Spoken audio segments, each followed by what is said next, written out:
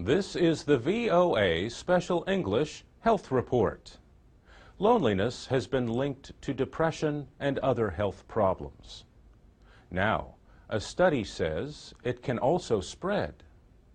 A friend of a lonely person was 52% more likely to develop feelings of loneliness.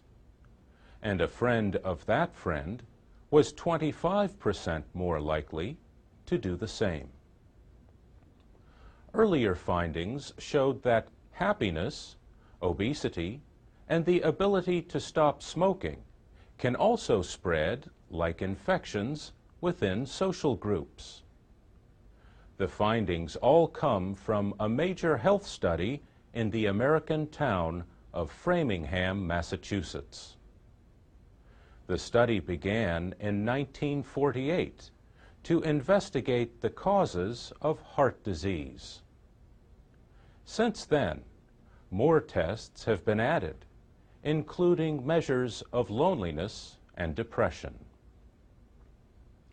The new findings involved more than 5,000 people in the second generation of the Framingham Heart Study. The researchers examined friendship histories and reports of loneliness.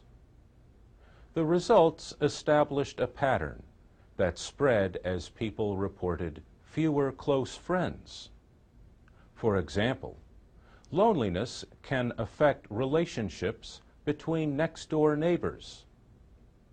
The loneliness spreads as neighbors who were close friends now spend less time together. The study also found that loneliness spreads more easily among women than men. Researchers from the University of Chicago, Harvard, and the University of California, San Diego did the study. The findings appeared in the Journal of Personality and Social Psychology. The average person is said to experience feelings of loneliness about 48 days a year. The study found that having a lonely friend can add about 17 days. But every additional friend can decrease loneliness by about 5%, or 2.5 days. Lonely people become less and less trusting of others. This makes it more and more difficult for them to make friends, and more likely that society will reject them. John Cacioppo at the University of Chicago led the study.